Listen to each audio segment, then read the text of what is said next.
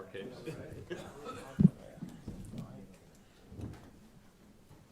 Okay, injury update today, partially because it's a walkthrough. Everyone will practice today. We'll see how James and Ed do in the walkthrough, and then go from there into a normal practice tomorrow. Time's yours.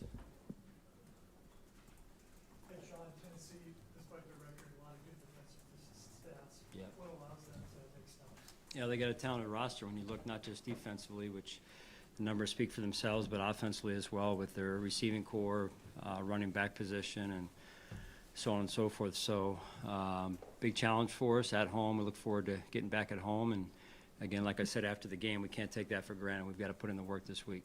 Sean, is Amari here? Mari is here. Yes. What have the initial interactions and conversations been like now that he's in the building? Yeah, happy to have him here.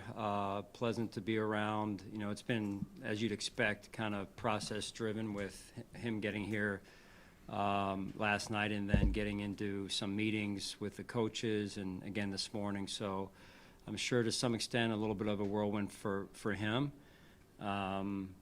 albeit he came from about 2.5, 3 hours away, which worked out well for us. So just more than anything, just trying to get his feet firmly planted in the ground and adjusting to the terminology that we use. In your experience, what is that break-in period, or what are the challenges of the break-in period, and what expectations can anyone have of him, come Sunday? Yeah, again, I think you have to manage them regardless of Sunday or beyond. But I like the fact that we've got it done when we did, as it relates to the every year the trade deadline is X, and this year we were able to get it done weeks before, which is good. And I know that every year presents different challenges with things like that. But again, we'll see how he goes this week, and we'll see how we go. And again, it's never about one person or one player. It's about the team. And I thought we were in a good rhythm the other night on offense, and continuing with that rhythm. So you haven't made a decision whether he'll play Sunday or not? No. Any initial impressions from talking to him? I'm sure it's been Yeah, like I said, he's a pleasant guy to be around. I mean, I talked to him for probably 15 minutes the other night, 5 on the phone before he got here. Pleasant, pro. He's a grown man. I mean, he's been in the league 10 years now, and he's seen a lot of things, a couple different teams, and he's experienced the ebbs and flows like we all do of the NFL. And like I said, we're happy to have him. Sean, what are the factors or the things you want to see that will allow him to play this week? For Amari. Yeah, I mean, again, it's I'll be checking in with the offensive staff and just seeing how he's picking up things, and like anything, you want to get him worked in as quickly as we can, and but there's also moving parts that there's other players that we have to factor in as well, and who's going to play where, and who gets the ball, and so sometimes with wide receivers there's different skill sets, and sometimes there are overlapping skill sets, and so you have to figure the pieces out, and making sure we're able to get into a rhythm, maintain our rhythm, and more than anything, Josh is comfortable with everything. Sean, by the nature of Terrence's position, he's a cornerback, so naturally against the pass, we know he comes up against the run.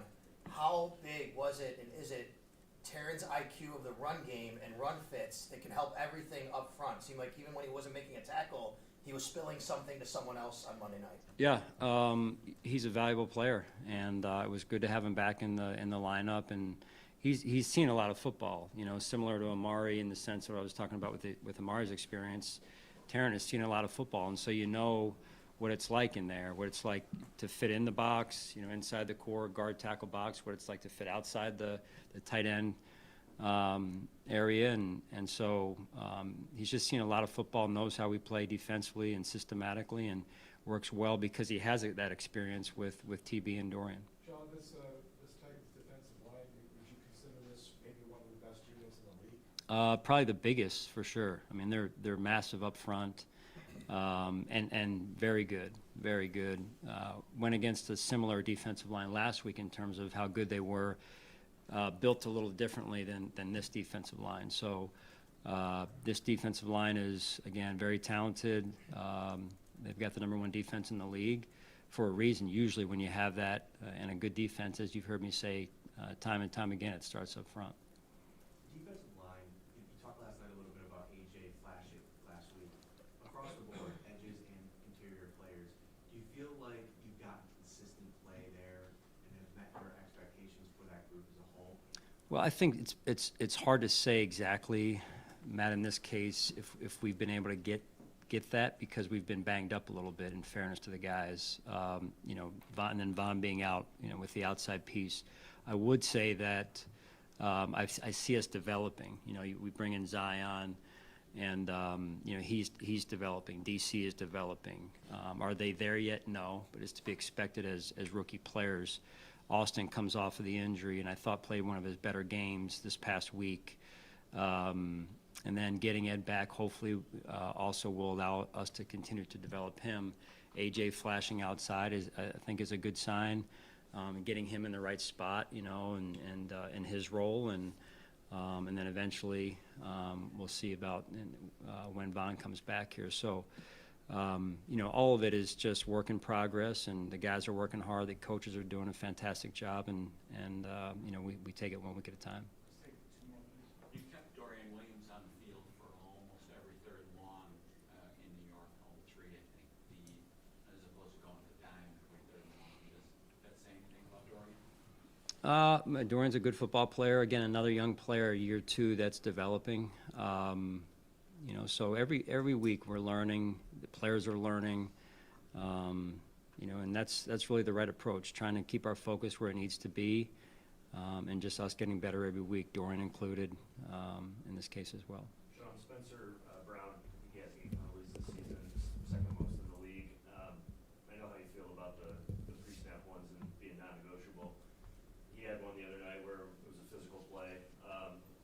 What do you do in a situation like that? Because, you know, that's kind of how he plays and probably how you want your offensive lineman to play. How do you balance that, I guess, with him in trying to maybe limit that penalty numbers? Yeah, I do like the physical play overall. I thought we were physical the other night, and that has to continue as a team. And then there is a balance. You never want to beat yourself, and that's what it really boils down to is you've got to make sure that you put the team first and are able to control your mindset in those situations to not hurt your team. And so that is something overall as a team, not just Spencer, but as a team that we have to get corrected, because it's hard enough to win as it is, let alone when you're making it really hard on yourself with penalties.